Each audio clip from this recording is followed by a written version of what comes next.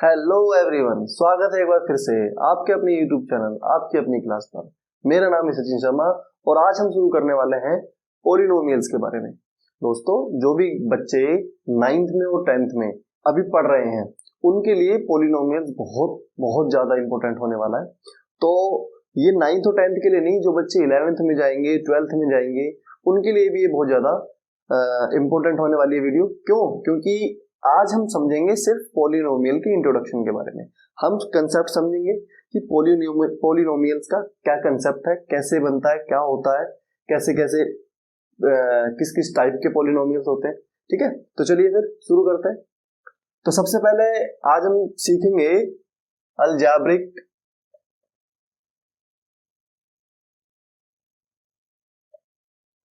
Expression के बारे में।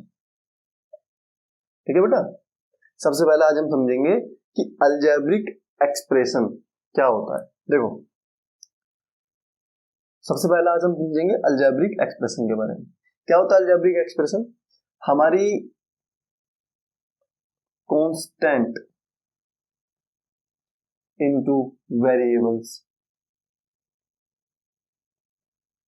ठीक है, जितने भी हमारे कांस्टेंट होते हैं और जितने भी हमारे वेरिएबल होते हैं, कांस्टेंट इनटू वेरिएबल, और जो हमारे वेरिएबल होते हैं इसकी जो पावर होती है वो क्या होनी चाहिए? वो होनी चाहिए बेटा रैशनल नंबर। ठीक है, क्या होनी चाहिए? Rational number.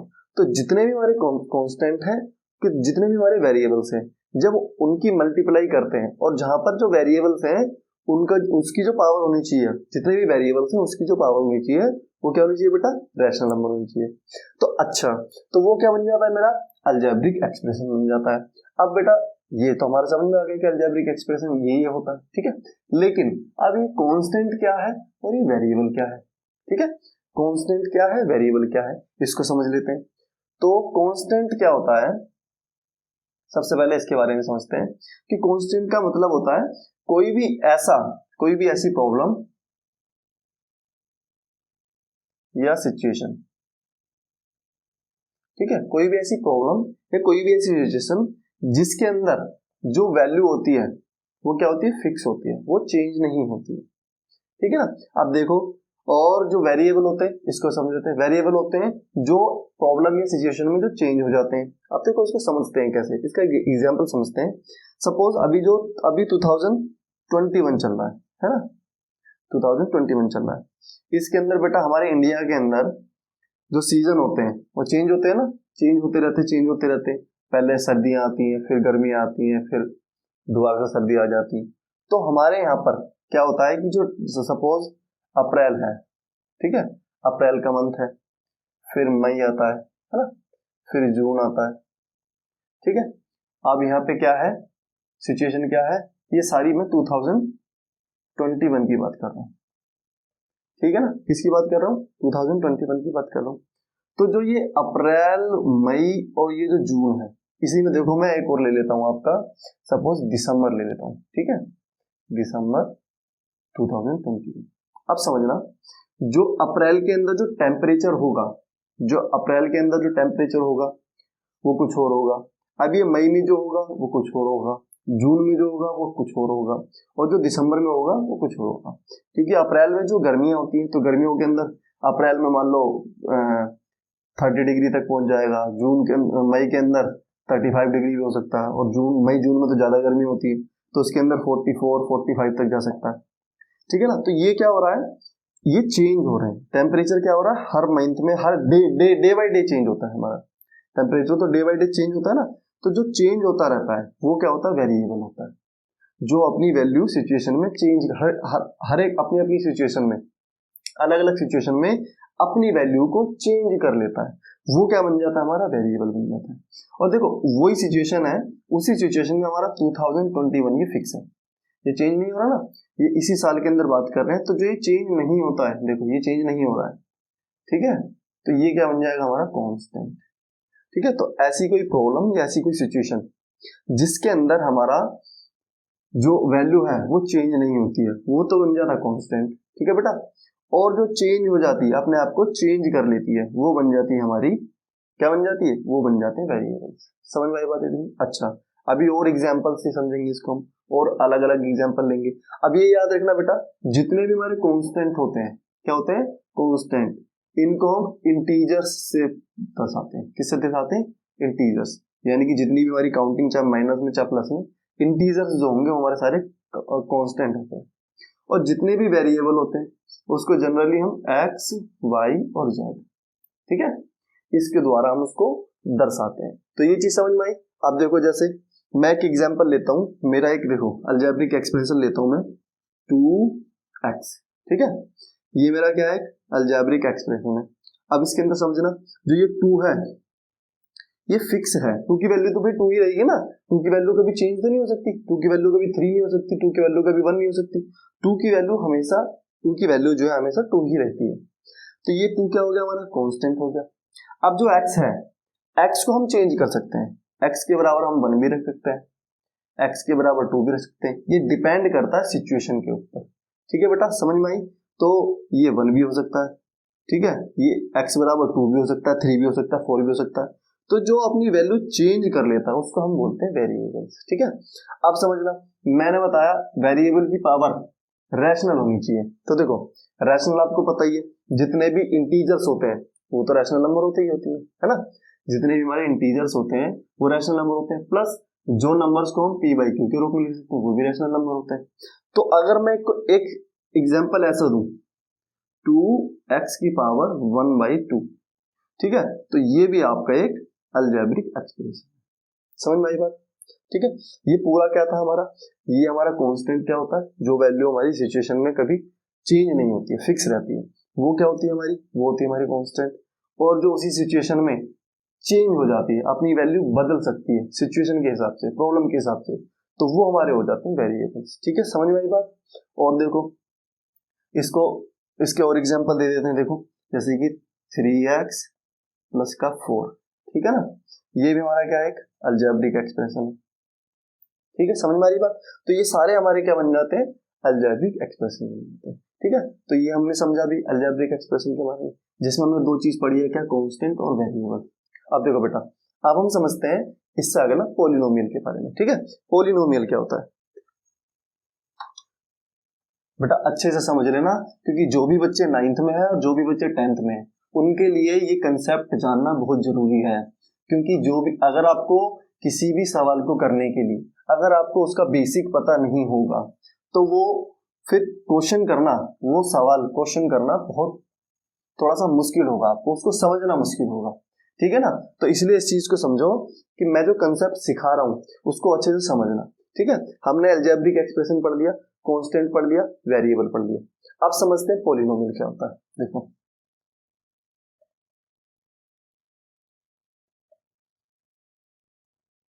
ठीक है, हमने अलजेब्रिक एक्सप्रेशन पढ़ा था, क्या पढ़ा था? अलजेब्रिक एक्सप्रेशन क्या पढ़ा था? कि जो कांस्टेंट होता है, कांस्टेंट, ठीक है यार, स्पेलिंग वगैरह अगर जो कहीं पे भी गलत हो तो उसको देख लेना, ठीक है। अब देखो, constant into variables, constant into variable की पावर रैशनल नंबर, ठीक है, ये बताया था ना। अब इसी के अंदर हमने देखो, पॉलिनोमियल क्या कहता है? जब हम किसी भी कांस्टेंट को मल्टीप्लाई करते हैं वेरिएबल से और उसकी पावर, मैं रैशनल की जगह अगर जो कर दूं पॉजिटिव इंटीजर्स, ठीक है, विद जीरो, या इसको ऐसे भी लिख सकते हैं, इसकी जगह पे हम लिख सकते हैं होल नंबर, ठीक है। तो जब हमारी इसकी पावर जीरो से बड़ी, जीरो या जीरो से बड़ी कुछ भी होगी प्लस में, तो वो क्या बन जाता है मेरा? जब उसको हम कांस्टेंट से मल्टीप्लाई करते हैं तो वो मेरा बन जाता है पॉलिनोमियल। समझे मेरी बात को? समझना, देखो मैं आपको दो एग्जांपल दूंगा, दो एग्जांपल से आपको समझना है कि अलजेब्रिक एक्सप्रेशन और पॉलिनोमियल में क्या डिफरेंस है, समझना। अगर जो मैं लिखता हूं, मान लो 3x की पावर 2, ठीक है, और एक में लिखता हूं 3x की पावर 1 बाई 2, ठीक है, या मैं लिखता हूं 3x की पावर -1, ठीक है। तो देखो, ये वाला जो है ये तो पॉलिनोमियल है, क्या है, पॉलिनोमियल है, समझ गए, ये पॉलिनोमियल है, लेकिन ये पॉलिनोमियल के साथ में अलजेब्रिक एक्सप्रेशन भी है। क्यों, देखो पॉलिनोमियल में मैंने क्या बताया, पॉजिटिव इंटीजर विद जीरो यानी कि होल नंबर होने चाहिए, तो देखो 2 हमारा होल नंबर होता है। लेकिन मैंने अलजेब्रिक एक्सप्रेशन में आपको क्या समझाया था कि जो हमारा वेरिएबल होता है वो रैशनल नंबर होता है। क्या होता है, रैशनल नंबर। तो बेटा 2 तो रैशनल नंबर भी होता है ना, जितने भी हमारे इंटीजर्स होते हैं वो क्या होते हैं, रैशनल नंबर होते हैं। तो ये क्या है, ये पॉलिनोमियल के साथ में अलजेब्रिक एक्सप्रेशन भी है। लेकिन इसको समझना, ये क्या है, ये पॉलिनोमियल नहीं है। क्यों नहीं है, देखो इसकी जो पावर है, इसकी जो पावर है 1/2, मैंने क्या बताया, होल नंबर होना चाहिए, 1/2 होल नंबर नहीं होता है, माइनस का 1 भी होल नंबर नहीं होता है, तो ये पॉलिनोमियल तो नहीं है, लेकिन ये क्या है, अलजेब्रिक एक्सप्रेशन है। समझ में आई बात। और देखते हैं, जैसे मैं लिखता हूं, अगर जो मैं इसको लिख दूं 3 रूट में x प्लस का 2, तो ये भी बेटा पॉलिनोमियल नहीं होगा। क्यों नहीं होगा, समझो, देखो इसको जब मैं सोल्व करूंगा तो ये ऐसा आ जाएगा 3x की पावर 1/2 प्लस का 2, तो बेटा ये क्या बन जाएगा, देखो ये होल नंबर तो है नहीं ना, जो इसकी पावर है ये होल नंबर नहीं है, ये रैशनल नंबर है। और मैंने क्या बताया कि जब कांस्टेंट इनटू वेरिएबल की पावर रैशनल नंबर होगी तो वो अलजेब्रिक एक्सप्रेशन बन जाएगा। लेकिन अगर जो वो रैशनल नंबर नहीं होगा या रैशनल नंबर होगा तो वो पॉलिनोमियल नहीं होगा। लेकिन अगर जो वो होल नंबर होगा तो इसका मतलब समझना कि देखो इसको मैं एक अच्छे से वो समझाता हूं कि ऑल बड़ा बड़ा लीजिए थोड़ा सा, all polynomials are algebraic expression। ठीक है, जितने भी हमारे पॉलिनोमियल्स होते हैं वो अलजेब्रिक एक्सप्रेशन होते हैं, but all algebraic expression not polynomial. ठीक है, लेकिन जितने भी हमारे अलजेब्रिक एक्सप्रेशन होते हैं, जैसे ये हमारे अलजेब्रिक एक्सप्रेशन, ये पॉलिनोमियल नहीं हो सकते। समझ में बात, यानी कि जितने भी हमारे पॉलिनोमियल्स हैं वो तो अलजेब्रिक एक्सप्रेशन है, लेकिन जितने भी हमारे अलजेब्रिक एक्सप्रेशन है वो पॉलिनोमियल नहीं हो सकते। ठीक है, समझ में बात यहाँ तक। अच्छा, अब आगे चलते हैं, थोड़ा उसके बारे में और आगे समझते हैं पॉलिनोमियल्स के। देखो हमने पॉलिनोमियल्स के बारे में समझ लिया, अब देखो हम समझते हैं अगली चीजों के बारे में। एक वर्ड्स होता है टर्म्स। ठीक है, टर्म्स, ये क्या होता है, देखो टर्म्स जो होते हैं, ध्यान से समझना, हमने कोई भी मान लो एक पॉलिनोमियल लिखा 3x, ठीक है, एक मैंने लिखा 3x प्लस का 1, ठीक है, एक मैंने लिखा 3x स्क्वायर प्लस का 2x प्लस का 1। ठीक है बेटा, अब टर्म्स समझना, देखो इसके अंदर जो कांस्टेंट और वेरिएबल है इसको मिलाकर एक पॉलिनोमियल बन रहा है। ठीक है ना, यहाँ पे देखो क्या है, इसको और इसको मिलाकर ये दो, देखो दो अलग अलग, प्लस माइनस का अगर जो साइन आ जाता है तो वो अलग अलग, तो ये देखो दो हो गए। अब इसमें देखो 1 2 और 1 3, तो ये जो हमारे उसके अंदर पॉलिनोमियल्स के अंदर जितने आपके कांस्टेंट और वेरिएबल्स डिफरेंट डिफरेंट होते जाएंगे, आगे बढ़ते जाएंगे, तो वो क्या बनते जाएंगे, हमारे टर्म्स बनते जाएंगे। तो इसमें देखो 1 2 3, इसमें 3 टर्म्स है, 1 2, इसमें 2 टर्म्स है, ये 1 ओनली 1 टर्म्स। ठीक है, और देखो 3x के 3 प्लस का 4x का स्क्वायर प्लस का 5x प्लस का 1, इसमें देखो 1 2 3 4, इसके अंदर कितने टर्म्स हैं, ये 4 टर्म्स है। ठीक है, तो इनको हम बोलते हैं टर्म्स। क्या बोलते हैं, टर्म्स बोलते हैं। अब इसके बाद समझना बेटा ध्यान से, एक होता है कोफिशिएंट।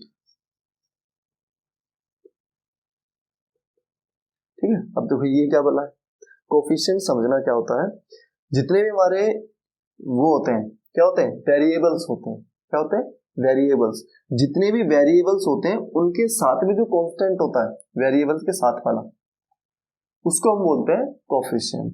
ठीक है, तो यहाँ पे देखो जैसे मैं इसमें एक ही इक्वेशन है 3x की 3 प्लस का 4x का स्क्वायर प्लस का 5x प्लस का 1। ठीक है, आप समझना, देखो यहां पे मैं लिख सकता हूं कोफिशिएंट ऑफ एक्स की पावर 3। एक्स की पावर 3 जो है इसका कोफिशिएंट है, देखो इसके साथ में जो कांस्टेंट है वो कितना है, 3 है, ठीक है ना। ऐसी कोफिशिएंट ऑफ एक्स का स्क्वायर, एक्स का स्क्वायर, तो एक्स स्क्वायर के साथ में क्या है 4, तो ये आपका कोफिशिएंट इसका हो जाएगा। अब देखो कोफिशिएंट ऑफ एक्स, ठीक है, एक्स के साथ में क्या है 5, इसको कोफिशिएंट, तो यानी कि जो भी आपकी वेरिएबल्स हैं, जो भी आपके वेरिएबल्स हैं उनके साथ में जो कांस्टेंट वैल्यू होती है उसको हम बोलते हैं कोफिशिएंट। समझ में आ गई बात। अब बेटा एक अगला वो है, क्या बोलते हैं, अगला टॉपिक क्या है, इसको समझते हैं बेटा डिग्री। ठीक है, ये बेसिक है आपका। अभी आगे धीरे धीरे जो चीजें बढ़ती जाएंगी ना तो इनकी वैल्यू भी बढ़ती जाएंगी, तो ये आपके लिए बहुत इंपॉर्टेंट है, तो इसको आप अच्छे से समझना। ठीक है, अब डिग्री क्या होती है, कोई भी आपका एक पॉलिनोमियल है, उसके अंदर जो पॉलिनोमियल में जो सबसे बड़ी पावर होती है, ठीक है, कोई भी एक पॉलिनोमियल है उसके अंदर जो वेरिएबल है उसकी जो सबसे हाईएस्ट पावर होगी उसको बोलते हैं डिग्री। सपोज जैसे ये वाला एक एग्जांपल था, ठीक है, देखो 3x की 3 प्लस का 4x स्क्वायर प्लस का 5x प्लस का 1। अब देखो इसमें वेरिएबल क्या है, x वेरिएबल है ना।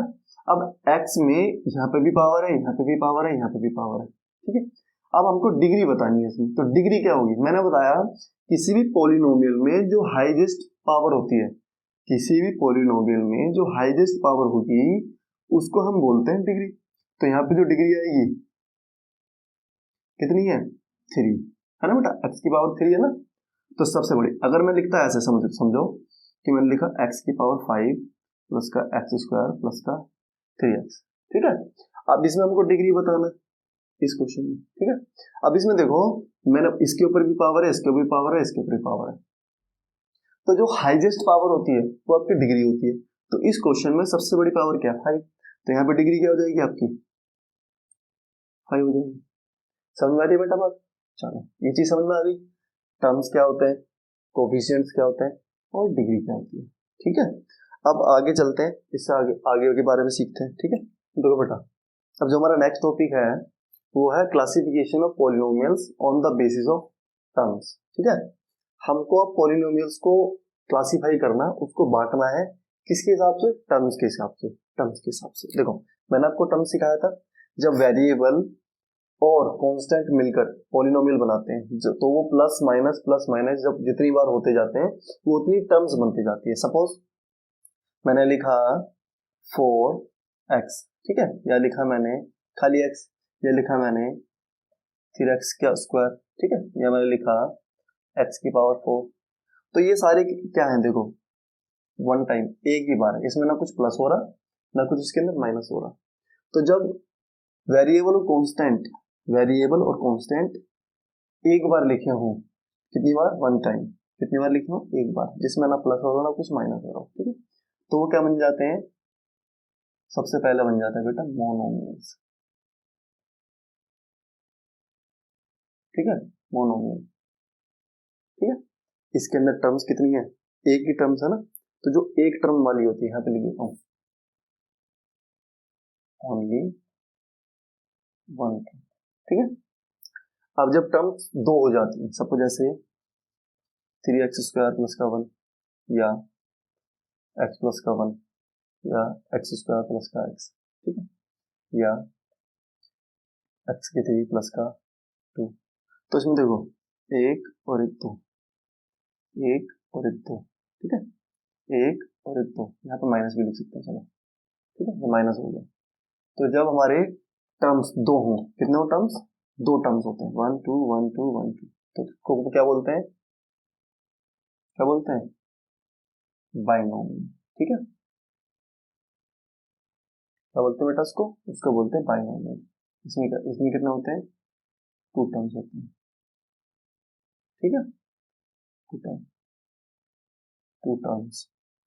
तीसरा देखो थर्ड वाला, इसमें क्या होता है 3x स्क्वायर प्लस का x प्लस का 1, ठीक है। इसको ऐसे लिखते हैं 4x की पावर 4 प्लस का 3x की 3 प्लस का 3x स्क्वायर। ठीक, तो देखो इसमें कितने टर्म्स हैं, 2 3, ठीक है। तो जब 3 टर्म वाले होते हैं तो उसको बोलते हैं ट्रिनोमियल। ठीक है, इसमें कितने होते हैं, 3 टर्म्स होते हैं।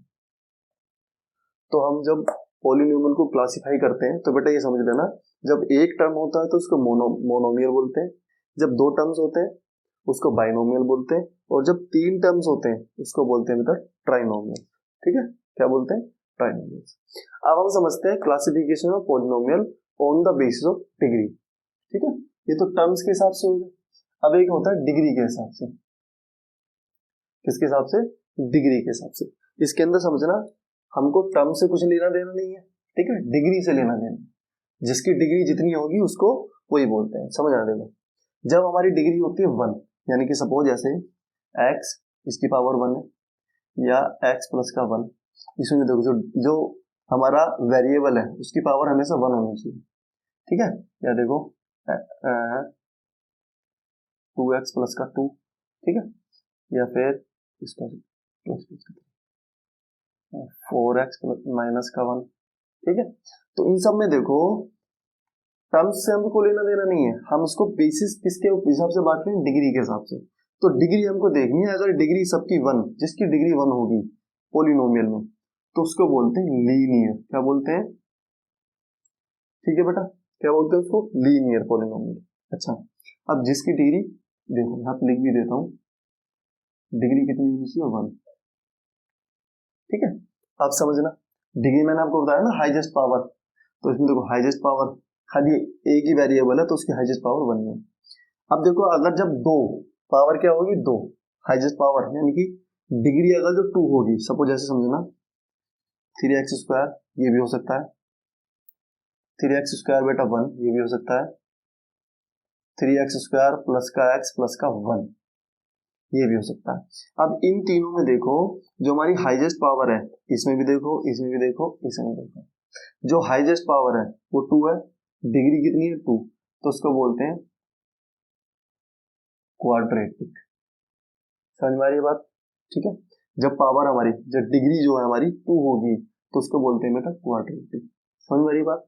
थर्ड देखो, जब पावर हमारी क्या होती है, 3 होती है, क्या होती है, 3। सपोज ऐसे लिखो, एग्जाम्पल में आपको सेम से इसलिए देता हूं ताकि आपको समझने में आसानी हो। ठीक है, यहाँ प्लस माइनस कुछ भी हो सकता है, यहाँ पे भी प्लस माइनस कुछ भी हो सकता है, उससे हमको लेना देना नहीं है। हमको सिर्फ किससे लेना देना है, हमको सिर्फ पावर देखनी है।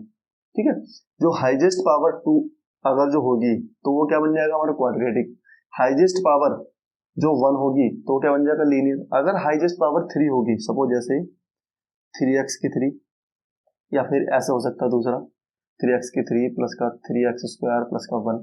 ठीक है, ये ऐसे भी हो सकता है 2x की 3 प्लस का 2x स्क्वायर प्लस का 4। ठीक है, 4x प्लस का 1। तो इन सभी में देखना जो आपकी हाईएस्ट पावर है वो 3 है, तो जब हाईएस्ट पावर 3 होती है उसको बोलते हैं क्यूबिक पॉलिनोमियल। समझ में आई बात। तो बेटा ये क्लासिफिकेशन हो गया डिग्री के हिसाब से। तो हमने क्लासिफिकेशन कौन कौन से करे, एक करा टर्म्स के हिसाब से, जो हमारे टर्म्स होंगे जो 1 होगा तो क्या बोलते हैं उसको मोनोमियल, 2 होंगे तो क्या बोलते हैं उसको बाइनोमियल, 3 टर्म्स होंगे तो उसको क्या बोलते हैं, ट्राइनोमियल। ऐसी पावर का होता है, जब पावर हमारी 1 होगी तो उसको लीनियर बोलेंगे, जो हमारी हाईएस्ट पावर डिग्री हमारी 2 होगी 2 होगी उसको क्वाड्रेटिक बोलेंगे। ऐसी पावर हमारी अगर जो 3 होगी तो उसको बेटा बोलते हैं क्यूबिक। ठीक है, समझ में आ रही है बात। चलो अब चलते हैं नेक्स्ट टॉपिक की तरफ। ठीक है बेटा, नेक्स्ट टॉपिक है अपना क्या, पॉलिनोमियल इन वन वेरिएबल। देखो वेरिएबल मैंने आपको समझा दी, जो चेंज हो जाते हैं, जो सिचुएशन के हिसाब से अपनी वैल्यू को चेंज कर लेते हैं, वो वेरिएबल होते हैं। अब देखो वेरिएबल जो सिर्फ ऐसी सिचुएशन जिसमें वेरिएबल सिर्फ एक ही हो उसको बोलते हैं variable in polynomial in one variable. समझना, देखो सपोज मैंने क्वेश्चन लिखा आपके लिए, एक पॉलिनोमियल लिखा 3x स्क्वायर प्लस का 2x प्लस का 4। ठीक है, जैसे यहाँ माइनस प्लस कुछ भी लिख लो, मैं प्लस प्लस ही लिख रहा हूँ खाली। ये क्या है हमारा, देखो इसमें जो वेरिएबल है वो सिर्फ एक ही प्रकार के हैं, खाली x ही है, ओनली वन टाइप, खाली x ही आ रहा है, ये समझना ऐसे। 4x की 3 प्लस का 2x स्क्वायर प्लस का 4x प्लस का 5। इसमें भी देखो वेरिएबल जो है वो एक ही प्रकार के हैं, खाली x x आ रहे हैं। तो जब वेरिएबल एक ही प्रकार के होते हैं, है ना, देखो खाली x x ही आ रहे हैं, x x ही आ रहे हैं, तो उसको बोलते हैं पॉलिनोमियल इन वन वेरिएबल। ऐसे समझो,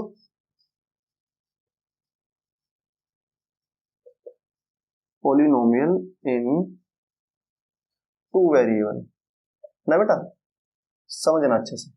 अब देखो पॉलिनोमियल इन टू वेरिएबल का मतलब क्या है, समझो। देखो जब मैं अगर इसको ऐसे लिख दूं 3x प्लस का 4y, अब समझना। देखो यहाँ पे देखो x और यहाँ पे y चेंज हो गया ना। देखो ऊपर वाले में क्या था, खाली x ही x आ रहा था, अब में क्या है, वेरिएबल अलग अलग हो गए, एक हो गया x, एक हो गया y। तो इस सिचुएशन को बोलते हैं variable in polynomial in two variable, ठीक है, पॉलिनोमियल इन टू वेरिएबल, ठीक है।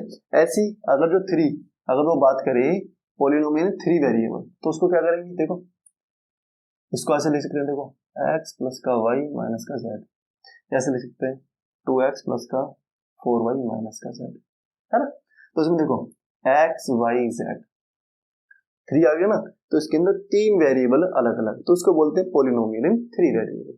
समझ में आ गई बात, ये भी मेरे ख्याल से आप सबको समझ में आ गया होगा, ठीक है। चलते नेक्स्ट टॉपिक की तरफ। नेक्स्ट टॉपिक क्या बोलता आपने, ठीक है। तो बेटा ये है हमारे दो आज के लास्ट टॉपिक, ठीक है। उसके बाद में हमारा पॉलिनोमियल का जो इंट्रोडक्शन है वो खत्म हो जाएगा। तो लास्ट टॉपिक क्या है, कांस्टेंट पॉलिनोमियल और जीरो पॉलिनोमियल, ठीक है। कांस्टेंट पॉलिनोमियल और जीरो पॉलिनोमियल। सबसे पहले बात करते हैं कांस्टेंट पॉलिनोमियल की, ठीक है। क्या होता है, देखो मैंने आपको बताया कि जैसे ये लिखा हुआ है 5x, ठीक है। तो मैंने पॉलिनोमियल क्या बताया था आपको, पॉलिनोमियल बताया था ना आपको, क्या कि कांस्टेंट